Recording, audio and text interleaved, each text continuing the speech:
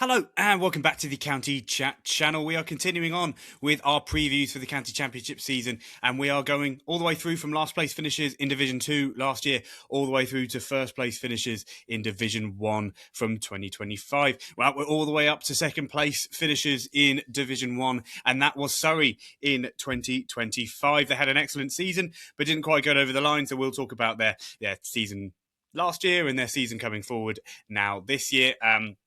Surrey are one of the biggest counties in the country. I'm sure you would be aware of that if you're watching one of this show. And yeah, they're an interesting one. They've got a massive squad. They've got lots of finances and just one of the best run counties as well. So we'll get into that in the team review. We'll be picking a standout player from their 2025 season, a potential star performer from their 2026 season. We'll then be predicting a first day lineup, which will be coming up soon. And then we'll also be predicting their 2026 finish for the season coming. Now, we will also talk about the leadership group and their overseas players, ins and outs, all of those kind of things that we have in these previews. So anyway, without further ado, we'll get going into Surrey and their leadership group, I guess. It remains the same. It's sort of stayed the same for a while since Alex Stewart stepped back from being the head coach and sort of just being the director of cricket for Surrey. Gareth Batty has been in charge of the sort of playing element of Surrey's cricket. So he's been the head coach, I think, since 2021. Yeah, or no, maybe a bit later than that. Would it be 2022? Anyway, 2022, 23, last few years. But he's been head coach of a few of their championship wins and of course, was head coach last year to them coming second place. And then the captain, Rory Burns, he's becoming one of the most successful captains sort of ever. I think before going into last season, had he won that, it would have been his fourth or fifth county championship win as a captain. And that is kind of getting into the level of unprecedented since the kind of 40s or 50s. So again, Rory Burns in a way is kind of chasing history in a funny sense, which I think is maybe not something which would be talked about very often because it's county cricket and not many people talk about storylines like that. But, if this were a captain of another kind of sports team in essence, I think it'd be a bigger deal that Rory Burns could be kind of chasing the most ever county championship titles by a captain, effectively. Anyway, that's the leadership group. It's very well set. There are two excellent practitioners in there, what they do. Rory Burns as a captain, Gareth Batty as a head coach. I think that's an unquestioned duo within county cricket. Anyway, within the overseas, it was quite a funny one with Surrey. I was doing previews for other counties, and at that point, Surrey still didn't have any overseas signings. And I was even mentioning in other counties, about them not having an overseas. If they signed someone at this point, it'd almost be a bit that's a bit last minute. But Surrey have done that, and because it's Surrey and because they're so well run, I didn't question it for a second. But anyway, Sean Abbott, he's come in for the first block of the season, effectively from April through to July. He was confirmed 2 or 3 weeks ago. And then Rahul Chahar, who played at the end of the season for them last year, he will play the last 8 matches of the season. He's a sort of mystery spinner, but predominantly a leg spinner, but he kind of spins it both ways. I must admit, on some spinning pitches last year, he looked borderline unplayable. So, and again, as always with Surrey, an excellent signing. Sean Abbott, if you don't really know him, he's been around Surrey for a while. He played in the T20 Blast a few years. Kind of has always been in this kind of era of Australian fast bowlers, kind of in the 4th, 5th, 6th probably slots of their best seamers. So he's not played as much international cricket as he kind of might have done or perhaps deserves to. But again, if you've watched him bowl from New South Wales or in any format, he is an excellent practitioner, very skillful, and it always seems to come across like a really good guy. And he looks like he really enjoys coming over to play for Surrey. So 2 real no-brainers for them in the overseas department and 2 players who've been there a little bit longer. Anyway, on to the ins and outs. And again, this could be the ins and outs websites that I use, which are very easy to find online, could be a bit wrong, but I can't find anyone who has joined or left who isn't in this. But so basically, the ins and outs is pretty much an irrelevant section in a way. There was no outs last year, and Ralphie Albert, really, really highly touted youngster, I think nephew of Jimmy White, the snooker player. If anyone knows a snooker player or knows snooker, very big snooker player. He's his nephew, I'm pretty sure, or great nephew. Anyway, Ralphie Albert played for the England under-19s, left arm spinner. I think he's a right-hand batter. But yeah, he looks like a really, really good talent. And we'll get on to talking about him a little bit more in the coming thing. So without further ado, on the ins and outs, again, no outs, no one left from what I could find. So it'll be interesting to, again, sort of see if that's true or not in a way. But anyway, without further ado, we'll get onto the squad list. And yeah, it's a long one to just to warn you, you're going to hear me read out names for a little bit of time here.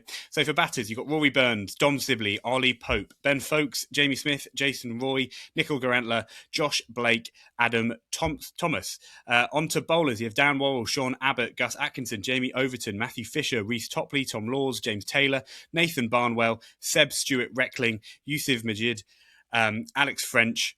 And then for all-rounders, you have Dan Lawrence, Jordan Clark, Sam Curran, Will Jacks, Tom Curran, Ryan Patel, Cameron Steele, Ollie Sykes, Ralphie Albert, and Tommy Elam. So, as I mentioned, a massive squad list, and we'll get into the sort of team review about now anyway, but it's something that is worth noting. I've been mentioning kind of throughout doing these previews that it's not an even playing field when it comes to staff payroll and how much teams can pay players and how many players they can pay. And Surrey are at the top of that list. It's a kind of Surrey quite far ahead, and then Lancashire and Warwickshire. And yes, so Surrey, again, that depth of lineup and sort of, again, depth of squad is more the matter in this case. But they are, a massive county, but it's the kind of combination of they're a massive county, but they're also incredibly well run. And Alex Stewart has kind of created a bit of a juggernaut at Surrey, for lack of a better phrase, and he should get a lot of credit for that. And that's why, for me, he was brought into the discussion when I was doing videos about who should become the next head selector or who should be the next director of cricket, full stop, if you want to see the back of Rob Key. I think, for me, Alex Stewart is the most obvious, no-brainer replacement for that role. He's proven his ability to sort of turn around a side. Because, Surrey, it's hard to remember, but Surrey weren't always as dominant as they are now, and they weren't, they did have periods in Division 2 not as long ago as you might realise. And again, as a 23-year-old, to give my exact age away, who's followed county cricket probably closely sort of since I was 17, 18, it's hard to even imagine that as being the case at all. But Surrey, in that time period, while I've been watching, have been the best side, probably the most dominant side, whereas there was a period of time before that, and Alex Stewart has to get a lot of credit for that. I guess I'm just giving a bit of a shout out to Alex Stewart, especially with all the stuff that he's gone through. But anyway, with the team review, Surrey did not complete the quin-peat. They were going for their fourth title in a row, and they did come second. Admittedly, it doesn't quite trip off the tongue, quite like a three-peat does. So I'm sure Surrey could take some silver lining in that cloud. But still, I'm sure they wouldn't have minded winning the championship 4 times in a row. To be in a position where a close-run title race where you finish second can only be looked at as an abject failure is about telling for how dominant Surrey have been in the recent years in the county championship, or just in the 2020s, if you want to make it a sort of decade-based. It's really, really obvious. He's like, Warwickshire won the 2021 title, Essex had won the Bob Willis Trophy in 2020, and then whilst the kind of usual format for county cricket resumed, Surrey had won every county championship Division 1 title since then. And they won, the 3 in the row, and then Nottinghamshire, if you weren't aware, won it last year. Surrey are the richest club in the country, as I've just mentioned, but they make use of it. They're active in overseas signings, an almost laughably large squad, as I sort of just mentioned. They kind of epitomise, I'd say, the phrase almost like an embarrassment of riches. But what sometimes can come with that in any sport, and quite a few teams have kind of got to the top and dropped off. So whether it be like in baseball further afield, you've got the New York Yankees have kind of famously done that. Could be Man United in football. There's a few teams that often you get to the top in that kind of embarrassment riches, you make more money than everyone else and you can pay people more. It basically, trying to get to the point is it can come with complacency. It can come with ill discipline. It can come with, concentration levels that ebb and flow. But Surrey do none of these things, and none of them, haven't done these things as long as I've followed county cricket. There is a swagger, there is a kind of arrogance, perhaps you could even say, but it also is all based in being the most complete and deep squad in the county championship, with a kind of willing mentality, but also a sort of drive that is second to none. I think when you watch Surrey play a full game of 4-day cricket, you see a kind of intensity that is hard to replicate, and that's why Nottinghamshire's title win must be respected and appreciated in such a way, because they went into the sort of the jaws of the greatest team in Surrey in the Oval and won, and that's why that kind of really must be to be given the credit it deserves. So they're a ridiculously deep team as well, and then we'll get onto that when we do the predicted first day lineup. I've kind of laboured the point a little bit, but you'll kind of see what I mean, and you can understand why, again, there would be this element of confidence bordering on arrogance with regards to the depth and the quality that they have. I spoke in Leicestershire's preview, who won the Division 2 championship last year, all about their kind of all-round approach and how I really appreciate that. And I found it really like a compelling way to win cricket matches. But at the end of the day, and I sort of spoke about like every single cricketer in Leicestershire's team were kind of out of the two, they would be excellent at two of the three skills. So whether it be batting, bowling, or wicket keeping, everyone who's a batter who doesn't bowl is a good wicket keeper. Bowlers can bat. Most batters have an element of bowling in their game. But that is something which Leicestershire, I would have to assume, have taken a little bit of a copycat, and imitation is the most sincere form of flattery. But it's kind of taken from Surrey's recipe for winning titles. The all-rounder section I read out, there's a lot of them. They've got always kind of had this like almost assembly line, it feels like, of wicketkeeper batters who come through at Surrey. So it's this kind of, I think the Oval almost epitomises and Surrey almost epitomises what Leicestershire are kind of striving for. And they're kind of just like a newer age version of it in a way. And I think they're even maybe further down that line of lack of specialism. Almost everyone can do more than one thing. I just mentioned it there, but it's almost like Surrey cricket is like a production line of either all-rounders or wicketkeeper batters. And that just kind of keeps coming. I mean, it's almost like, as I say, almost laughable about how big the squad is. It's almost laughable how many excellent wicketkeeper batters they have. Ben Foakes and Jamie Smith have kind of been the two wicketkeeper batters alternating for England in the last 5 years or 4 years. And they're both Surrey wicketkeepers. I mean, that's kind of crazy in itself. And England have an embarrassment of riches when it comes to wicketkeeping talent in a general sense. But then with that all going on, another person who's had the gloves for England in that time period as a replacement is Ollie Pope, another Surrey player. So it's just kind of, my point being is that kind of element has always been a bit of a funny thing to me, just how many wicketkeeper batters they have. They also have Josh Blake, but it's kind of easy to forget him in a sense because of the kind of notability of those three. But also then when it comes to young players and all-rounders in a sense, Ralphie Albert, as I just mentioned, Ollie Sykes and Tommy Elam are really good examples of this kind of all-rounder capability that Surrey seem to produce cricketers who are just all-round good cricketers. I guess, in essence, as a Sussex fan, as a local rival of Surrey's, I'm sort of eternally jealous and bitter in the direction of Surrey. And if anything quite proves excellence to me in elite sport, it's when rival fans can't stand you winning. And I don't mean it in the sense of I have some real deep hatred of Surrey. It's just because they're so consistently good that when Nottinghamshire were kind of challenging them, I had to want Nottinghamshire to win because Surrey were just so consistently dominant, if that makes sense. And I think, again, if anything kind of proves the kind of dominance of a team, when I was growing up, if you weren't a Man United fan, you hated Manchester United because they were so excellent under Alex Ferguson. And Surrey is almost so dominant and with more of a niche within county cricket. It's almost like that. I feel like I can't be speaking alone here. I'm sure that and I think if anything proves the dominance of a team, it's a kind of the ire of rival fan clubs. And I think Surrey fall within this. And again, I mean this, and any Surrey fans listening to this or whatever, I mean this with almost the almost utmost of respect towards your county. And I think any county should kind of be reaching towards what Surrey have accomplished in the last 5 or 6 years, of the sort of era of dominance that they've been able to do. The sort of frightening thing is if nothing changes in county championship cricket, it's going to be, I think, really hard for Surrey to ever kind of mess this up, with lack of a better phrase. If they keep being run well as this and having so much more money than every other county, I don't really understand how Surrey won't always be challenging for titles. And that's a kind of, again, more existential, wider point within county cricket. Anyway, that's the kind of team review for Surrey. I hope I kind of got that point across. I don't have a deep disliking of Surrey or for any kind of deeper reason. It's purely because of how good they are at county cricket. And again, as a boy who grew up in Sussex, playing even the schools I played up in Surrey, they were always excellent at cricket, always kind of knew they were better than you at cricket. And so it's all the kind of lead up from that. And then Surrey being such an excellent county, sort of once I've become an adult, it's a bit of a hard not to be like, wow, I wish that was kind of me, but also frustrated and find it hard for them doing well. I hope I've explained that well. I don't mean any ill will towards Surrey in a general, actual sense. Anyway, that's it for the team review. We'll get straight on to the standout player and potential star performer. Now, for standout player is a tricky one, of course. Surrey did come second. They're obviously going to have some good, really excellent players.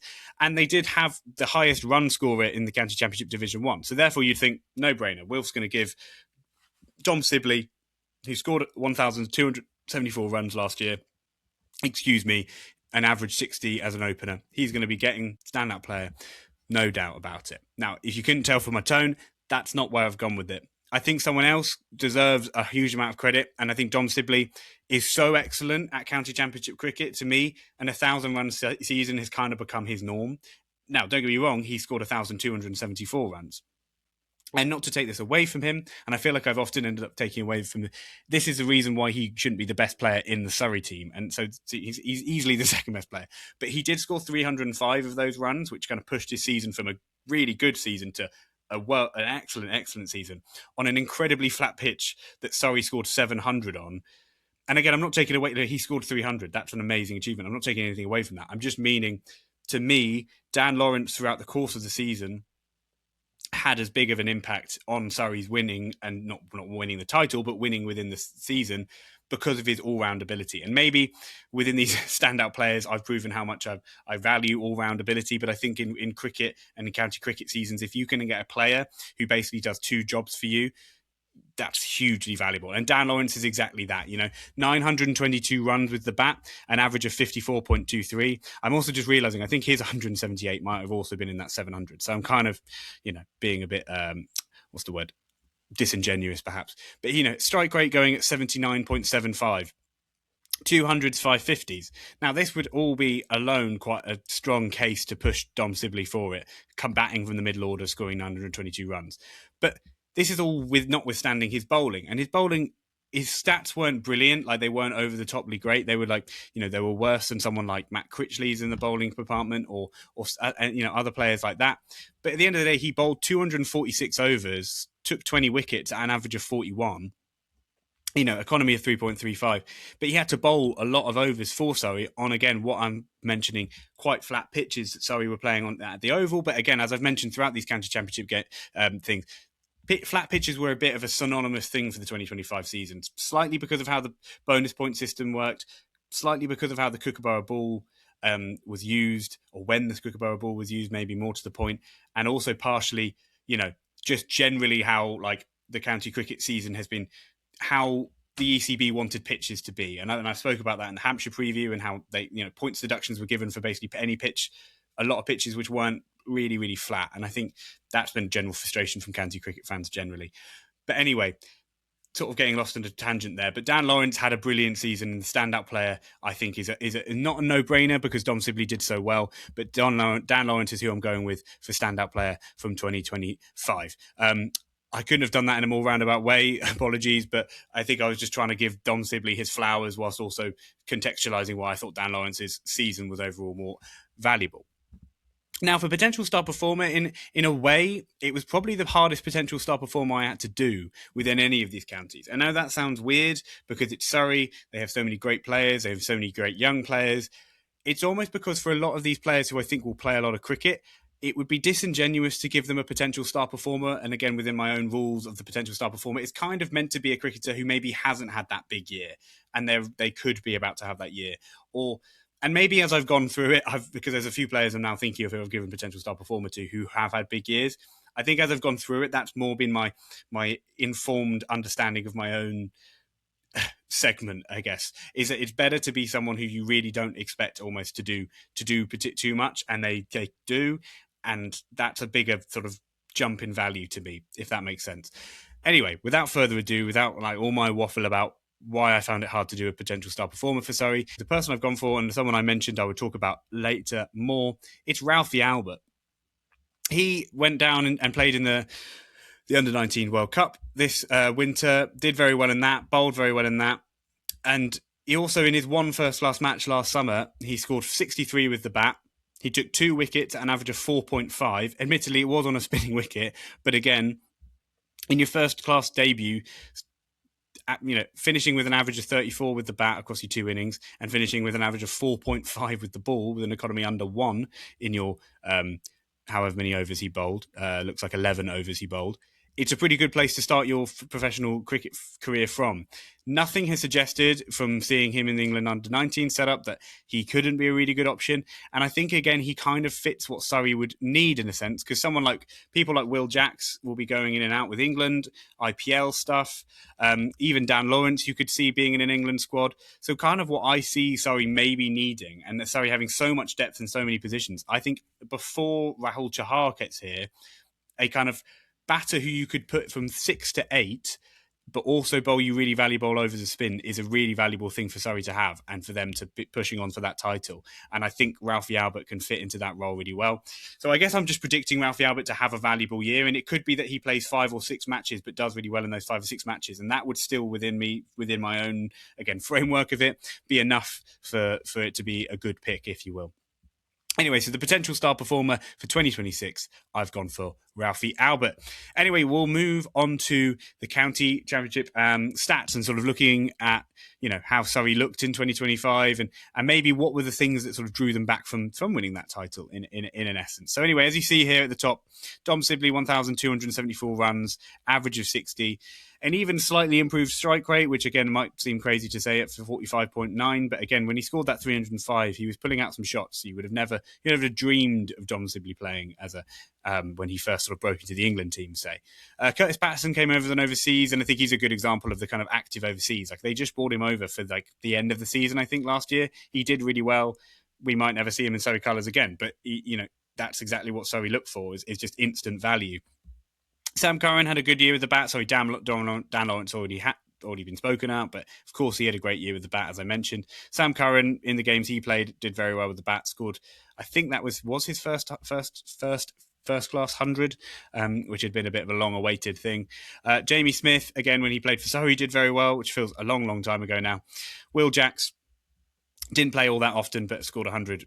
Maybe that was also in that 700 game. I'm now saying everyone who scored 100 or a big 100 was in that 700 game, which is definitely not true. Ben Folkes in 11 matches, 683 runs, average of 42.68. This is kind of what you get used to with Surrey's Ben Folkes. He bats 5 usually for them and is just a very valuable batter whilst also being the best wicketkeeper in the country. Cameron Steele, leg spinning all-rounder, very good cricketer. Josh Blake, that other wicketkeeper, as I mentioned. Rory Burns had a bit of a down year for Rory Burns. Him not scoring a first-class 100 throughout a season is rare. I mean, I'd wonder when the last time that happened even. 785 runs, average of 37. Again, for a down year, for an opening batter, for that to be a down year, it's a pretty good place to be. Ollie Pope, 103 in one of the games. I think that might have been against Sussex, actually. Average of 37. He, again, if it remains the case that Jacob Bethel has, pipped him for the number 3 spot, or not pipped him, maybe marched past him for the number 3 spot, Ollie Pope will probably have a pretty full year of county cricket this year, which is never thought something you'd be thinking about as an England fan pretty recently. Ryan Patel always plays more than you'd almost expect him to. He bats at 3 sometimes. He bats down at 7. He's an incredibly sort of Swiss Army knife tool that Surrey deploy, and he can bowl some quite handy medium pace. Ralphie Albert, as I mentioned earlier. Jordan Clark, another really good all-round year. We'll talk about his bowling later, but 413 runs at an average of 30 is a pretty good effort. Beyond that, lots of youngsters who got goes. Tom Laws, Matt Fisher can hold the bat for sure. So so many cricketers came over and played for Surrey, so it's hard to keep it short. Ralphie Albert at the top there, and then Rahul Chahar, as I mentioned, it was literally one match. I thought he played more than that, but he took 10 wickets in the one match.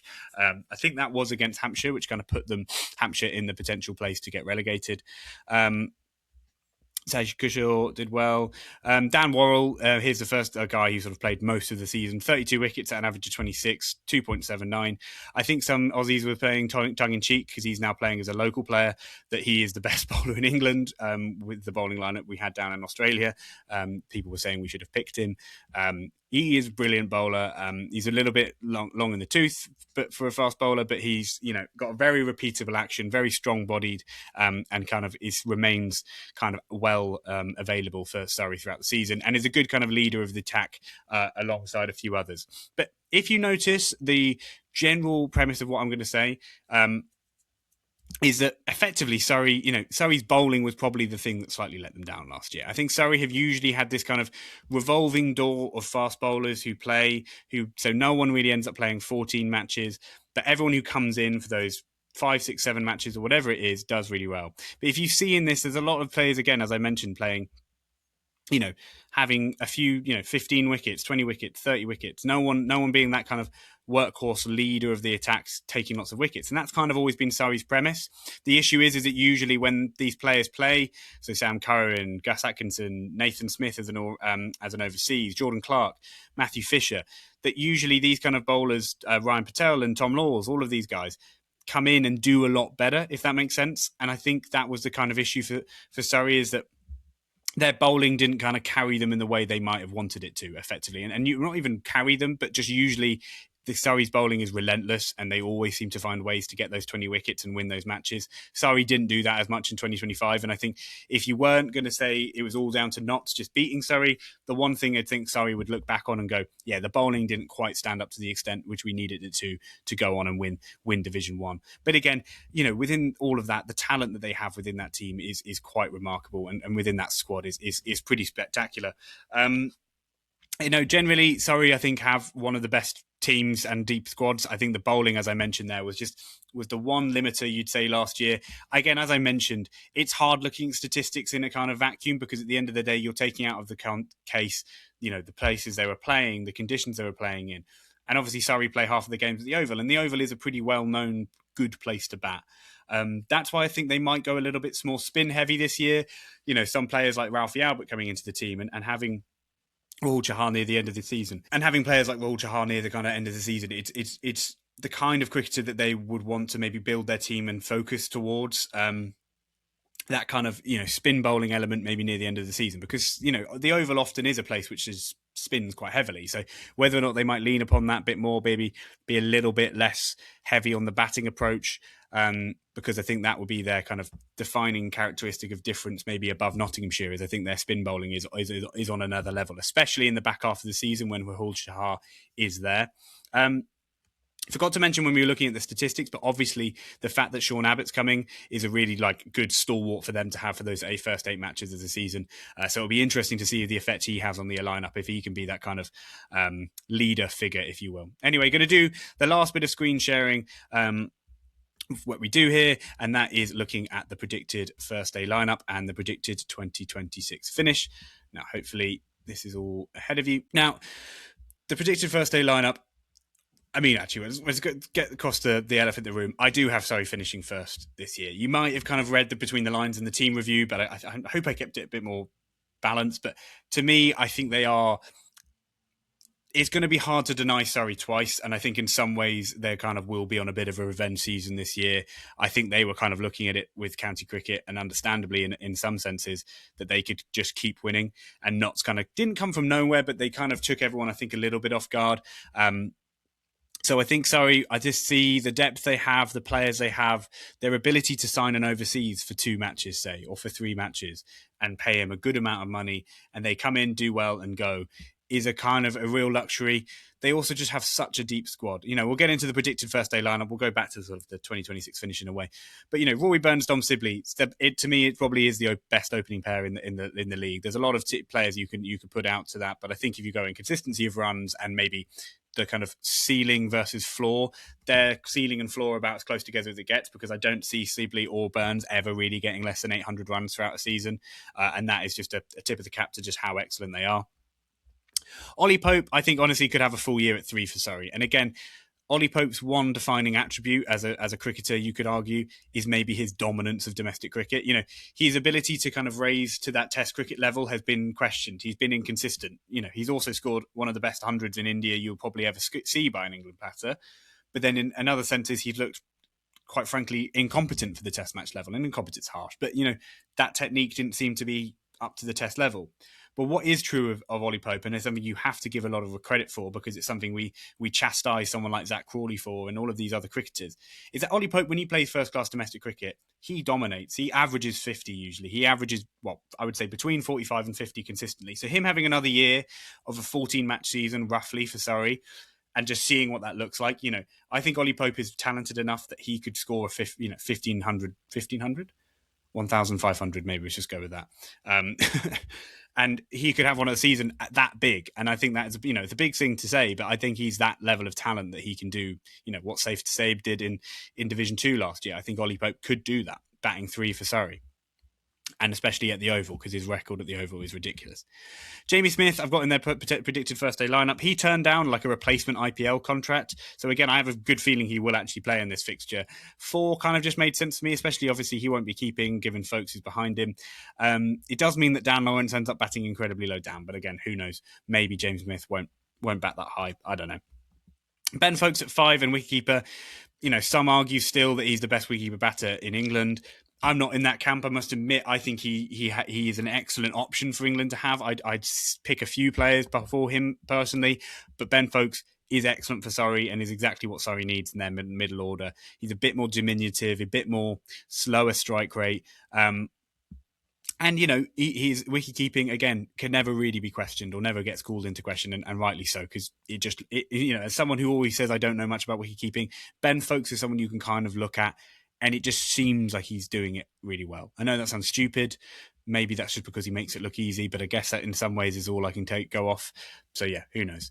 I've got Dan Lawrence at 6. Again, quite low down for his level of batting talent and also level of, batting production in 2025. But I think with his all-round capability, him being at 6 kind of just works for my brain and how I look at cricket in a way. Ralphie Albert, I've snuck in at 7. Now, this one I think is probably the most optimistic to suggest Ralphie Albert would predict to open the first day. I think it's more likely someone like Ryan Patel, or even one of these bowlers come in and have an extra bowler.